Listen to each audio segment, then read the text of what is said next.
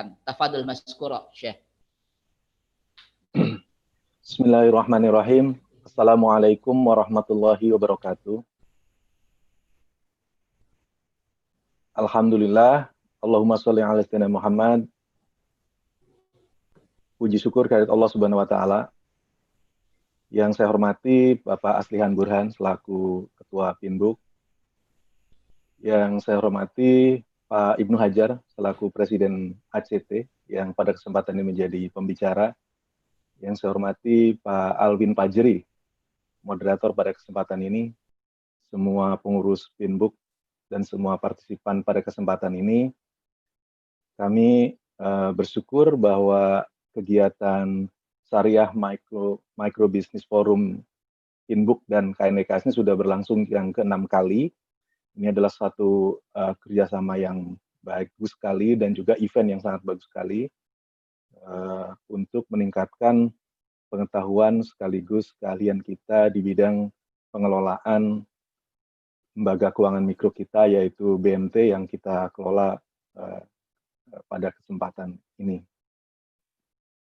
Bapak dan Ibu semua, kalau kita coba lihat sekilas tentang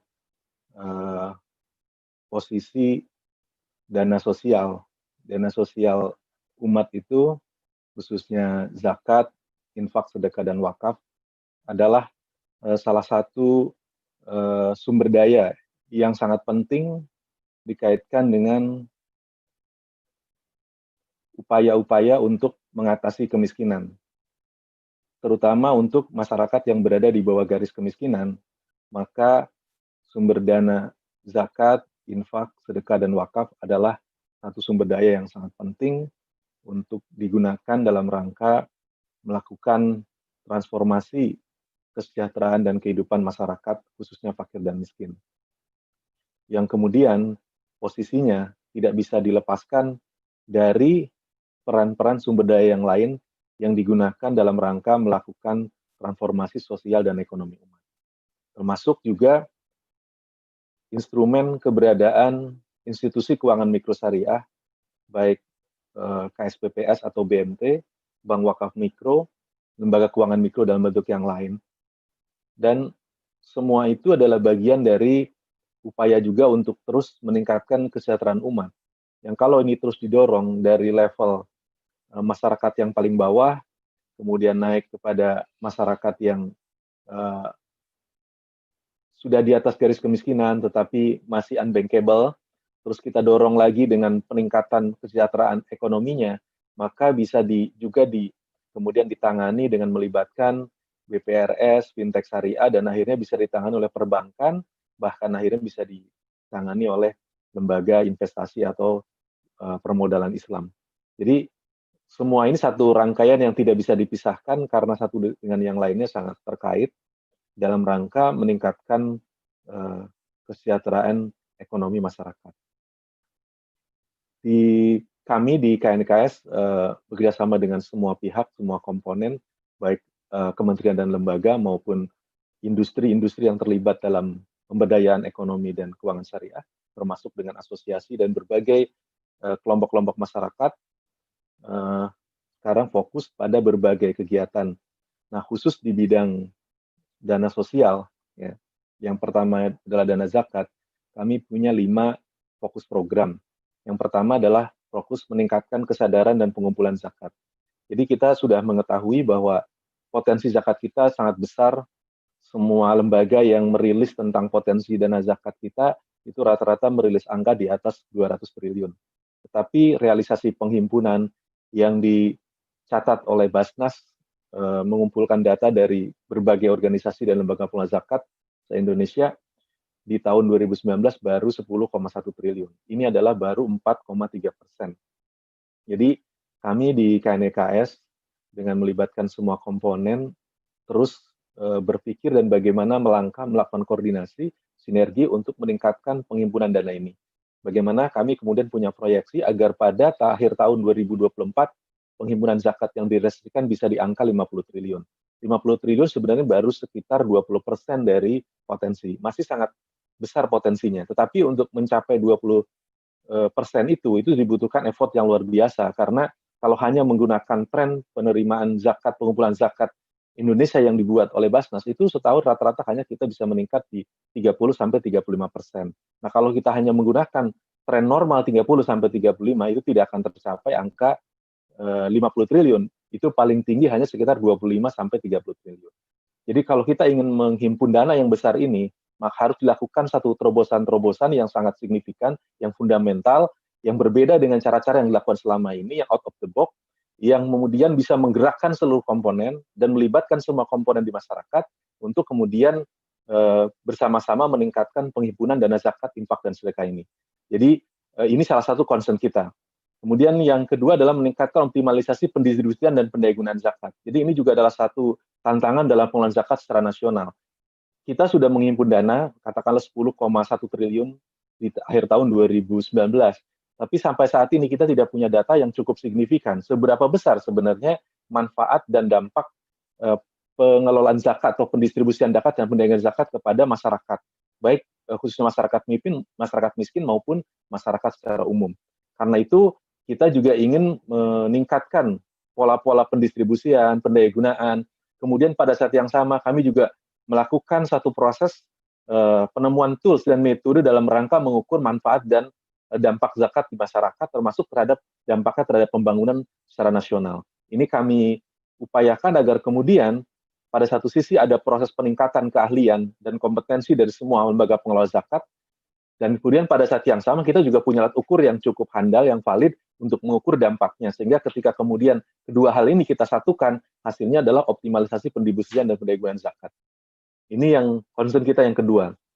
Kemudian concern kita yang ketiga adalah penguatan regulasi dan tata kelola zakat. Jadi untuk mendukung dua tujuan utama, yaitu penghimpunan yang kemudian signifikan, optimalisasi pendistribusian dan pendayagunaan, maka kita juga harus memperbaiki regulasi dan tata kelola zakat. Bagaimana kemudian zakat kemudian diatur dengan sedemikian rupa sehingga akhirnya bisa mendorong pengelolaan zakat yang lebih baik, baik dari segi penghimpunan, pendayagunaan, bahkan pelaporan. Jadi karena kami meyakini bahwa salah satu masalah terbesar pengelolaan zakat di Indonesia itu adalah sistem pelaporan kita yang saat ini belum sangat baik. Jadi kami punya asumsi bahwa sebenarnya penghimpunan zakat kita yang 10,1 triliun di tahun 2019 itu sebenarnya tidak menggambarkan penerimaan zakat atau pembayaran zakat masyarakat secara keseluruhan. Itu baru sepersekian, karena sebenarnya jauh lebih banyak masyarakat yang tidak menyalurkan zakat kepada lembaga-lembaga zakat yang resmi atau lembaga-lembaga zakat yang datanya tercatat di Basnas. Nah, karena itu kami punya concern bagaimana kemudian membuat sistem pelaporan ya masyarakat yang begitu baik, yang begitu aktif, yang begitu penuh dorongan agar kemudian setiap komponen masyarakat yang kemudian menerima atau mendapatkan titipan zakat dari masyarakat, dia melakukan sistem pelaporan atau sistem informasi yang kemudian kita kolek secara nasional, sehingga kemudian semua panitia, semua organisasi, semua kegiatan yang ada keterlibatan dana zakat dan infak sedekah, itu bisa masuk informasinya kepada pusat data atau database zakat nasional ini, sehingga kemudian akhirnya kita bisa dapat data yang lebih real, bahwa sesungguhnya di masyarakat di Indonesia jauh lebih banyak sebenarnya masyarakat yang sudah membayarkan zakatnya. Jadi regulasi dan tata kelola juga dalam rangka untuk menciptakan perbaikan pengelolaan, tapi pada saat yang sama kita juga ingin mendorong lahirnya suatu sistem informasi zakat nasional, sistem database zakat nasional, yang kalau kemudian ini bisa dikuatkan, ini juga bisa kita integrasikan sebagai nantinya akan melahirkan big data zakat nasional yang bisa dihubungkan dengan ekosistem digital, keuangan, dan ekonomi syariah di Indonesia. Kemudian concern keempat dalam pengelolaan zakat kami adalah penguatan SDM dan juga riset and development zakat. Jadi tidak bisa dihindari bahwa faktor SDM adalah salah satu kunci, faktor inovasi juga salah satu kunci dalam mendukung perbaikan penghimpunan, perbaikan pendistribusian, perbaikan pengelolaan. Itu semua adalah faktor SDM juga sangat menentukan. Karena itu kami concern untuk kemudian juga melakukan pengembangan dan penguatan SDM dan riset dan development zakat dalam rangka memperbaiki dan menghasilkan inovasi-inovasi terbaik, sekaligus menghasilkan SDM-SDM terbaik dalam pengelolaan zakat yang kemudian bisa mendorong semua perbaikan di tiga bagian atau tiga hal penting tadi.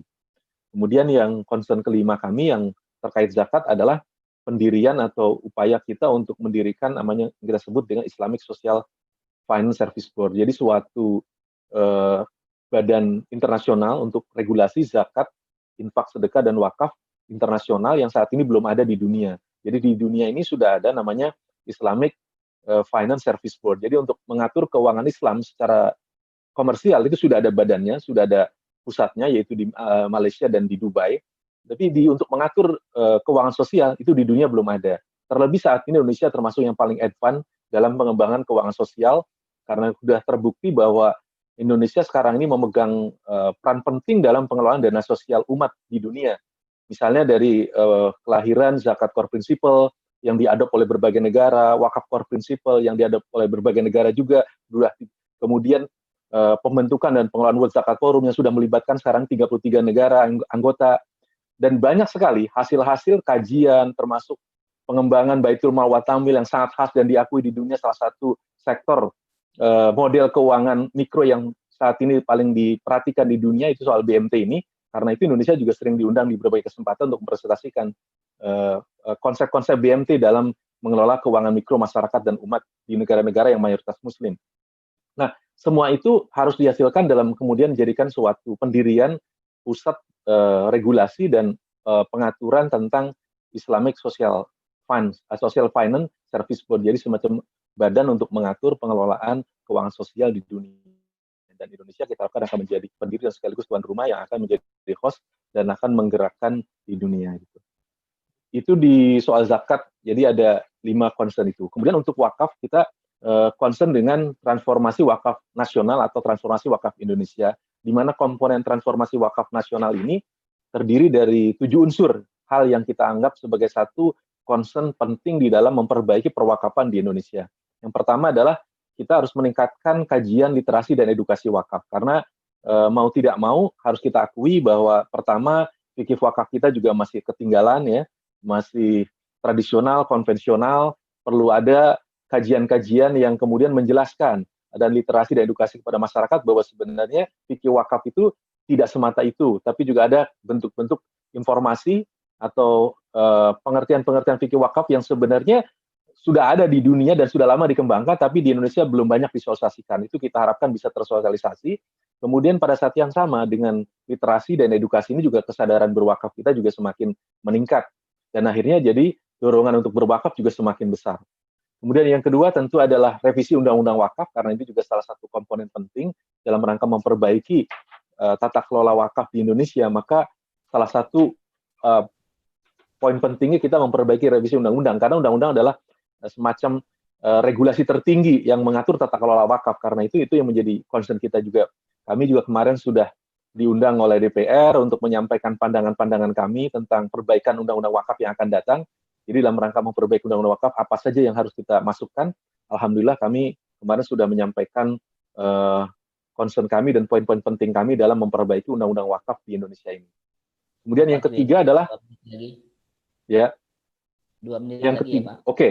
Yang ketiga adalah optimalisasi pengelolaan tanah wakaf. Jadi kita tahu semua tanah wakaf kita sangat luas, tetapi optimalisasi dan pengelolaannya masih sangat terbatas, masih kurang, bahkan ada yang belum tersentuh sama sekali, masih idle dan belum bermanfaat.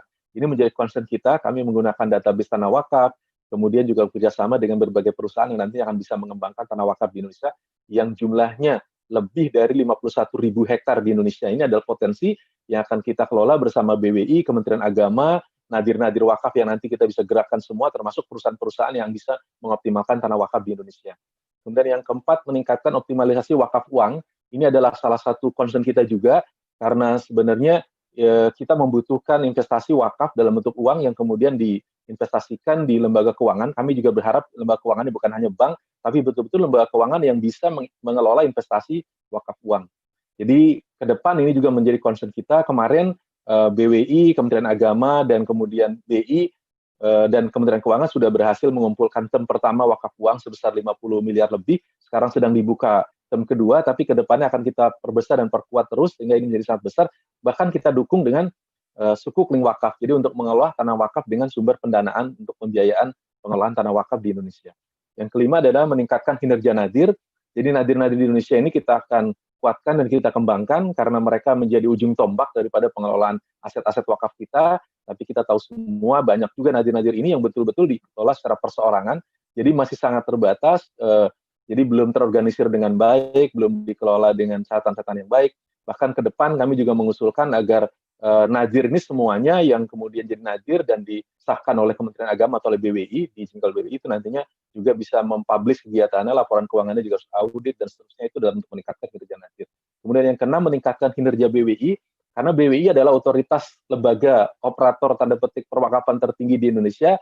Nah, sementara lembaganya masih banyak kurangan, nanti kita harus perbaiki, kita empowerment dengan berbagai cara, termasuk di dalam undang-undang kita muat apa saja komponen empowerment bagi BWI itu. Jadi ini juga akan mendorong perbaikan wakaf kita. Dan yang terakhir, kita harus memperbaiki dan mewujudkan database wakaf nasional. Karena saat ini kita tidak punya database wakaf nasional. Dan ini apa-apa yang sudah dirintis oleh Kementerian Agama dengan siwaknya, sistem informasi wakafnya akan kita kuatkan, kita gabungkan juga dengan sistem database di pertanahannya Kementerian ATR ya. Jadi semuanya ini adalah suatu bagian daripada memperbaiki wakaf. Jadi kami di KNEKS senang sekali dan mendorong setiap komponen masyarakat untuk terlibat dalam pengelolaan zakat dan wakaf, termasuk teman-teman BMT, teman-teman KSPPS yang akan ikut serta dalam mendukung pengelolaan dan perbaikan dana sosial keagamaan di Indonesia. Semoga bermanfaat forum ini, mudah-mudahan kemudian bisa juga hal-hal baik yang disampaikan oleh pembicara, jadi kemudian pedoman dan panduan untuk membantu perbaikan pengelolaan dana sosial dan filantropi di lembaga-lembaga BMT ataupun KSPPS yang Bapak Ibu semua kelola. Terima kasih atas perhatian. Wabillahi hidayah. Assalamualaikum warahmatullahi wabarakatuh. Waalaikumsalam warahmatullahi wabarakatuh. Jazakallah Pak Ahmad Zuhaini. Sahabat forum sekalian, ada beberapa hal yang bisa kita catat tadi, terutama di departemen beliau yang beliau pimpin. Ada 5 program. Ya, yang pertama tadi adalah bagaimana meningkatkan kesadaran dan penghimpunan zakat dengan target di 2024 nanti mencapai 50 triliun. Walaupun beliau katakan itu hanya 20% saja dari potensi yang ada. Yang kedua tadi peningkatan dan optimalisasi penggunaan dan pengelolaan termasuk distribusi zakat, sehingga nanti akan ada alat ukur yang valid yang bisa kita gunakan. Yang ketiga, program beliau adalah penguatan regulasi tata kelola zakat, sehingga nanti menghadirkan pelaporan-pelaporan yang baik. Ya, sebagaimana yang kita ketahui di beberapa tempat, hal ini menjadi isu yang membuat justru pengelolaan zakat tidak optimal. Kemudian yang keempat, penguatan SDM dan development zakat. Dan yang terakhir tadi ada sebuah harapan untuk mendirikan semacam Social Islamic Fund internasional, dan mudah-mudahan ini menjadi hal yang bisa diwujudkan ke depannya, dan kita akan mendukung terus KNEKS dengan program-program progresifnya, sehingga tadi juga digambarkan bagaimana optimalisasi wakaf yang begitu besar di negara ini. Baiklah sahabat forum sekalian,